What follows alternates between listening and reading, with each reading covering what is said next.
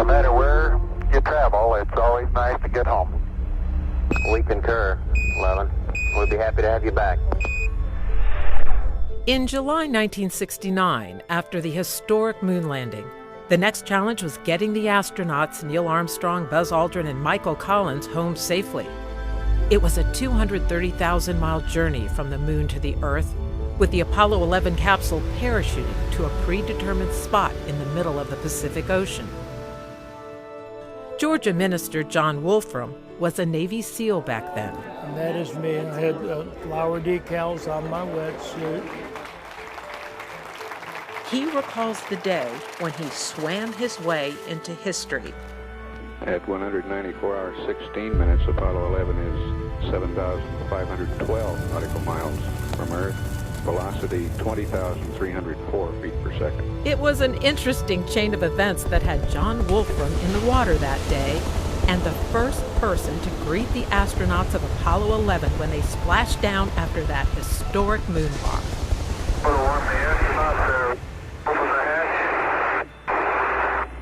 Hornet reports it was 13 miles from the aim point at splash. Wolfram was just out of high school and a young rebel. He had the mental and physical stamina to make the grade as a Navy SEAL. It was tough getting in, yeah. It's more mental than physical. I think we weren't regular Navy. He was sent to Vietnam for 6 months. When he got back to the U.S., NASA came calling. I was chosen on the primary team for Apollo 11. I had a good leg kick. I was the fastest swimmer. They needed somebody that could catch that capsule. The night before Apollo 11 splashdown, there were thunderstorms in the area, so NASA had to change the landing site 250 miles away. They had 3 separate groups that could rescue the astronauts. We spread out in different sectors of the ocean. So the USS Hornet, the recovery ship, had to steam towards that sector. Apollo 11, this is Hornet, over. Apollo 11, this is Apollo 11, read the light course. Our position 1330, 16915. So when the capsule hit the ocean, Buzz Aldrin was supposed to pull the lever that jets in those 3 parachutes. But his hand was knocked off the lever from the jolt, which meant the capsule now turned upside down. They had a means to correct that. They flipped some switches that inflated these big balloons, and slowly the capsule would upright. Well, that gave our helicopter time to get there. I was the first guy in the water, and I would swim up to the capsule. The first thing I always did was look down in the water because we were always harassed by these sharks. And I wanted to make sure I wasn't jumping into a pool of them. I looked into that hatch window, yeah, and they gave me that thumbs up. The big swimmer is reported communicating with the astronauts by visual hand signals through the hatch window. 2 more frogmen jumped in with a 200-pound flotation bladder, and the 3 of us would put it around the capsule and inflate it. Well, we remember the sea was much rougher than we had rehearsed in, but we have done this so many times it was like second nature.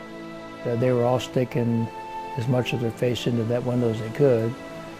They were just happy to be back. They were all smiling, so yeah, they were really happy. Frank Borman says you're a little younger by reason of having going into space. Is that right? Do you feel that way, a little younger? We're a lot younger than Frank Borman. The morning that when we entered the helicopters for the rescue, we had these flowery decals, and we didn't want to waste them. So I decided to put them all over my wetsuit. The 1960s, if anybody recalls, was an era of a lot of hippies, and flowers were part of that insignia of, I guess, love, not war, peace, not war. And so I guess that was my way of making a statement. I don't know how he talks to you, but I know he talks to you. We need to understand how much God cares, how much God loves. After Apollo 11, Wolfram was sent back to Vietnam. He says he got into drugs and almost killed himself before he got his calling into the ministry. Which brings Wolfram to Georgia and to the Atlanta West Pentecostal Church in Lithia Springs. Over the last 50 years, Wolfram went to Bible college on the GI Bill, then ironically returned to Vietnam, he says, carrying a Bible instead of a gun.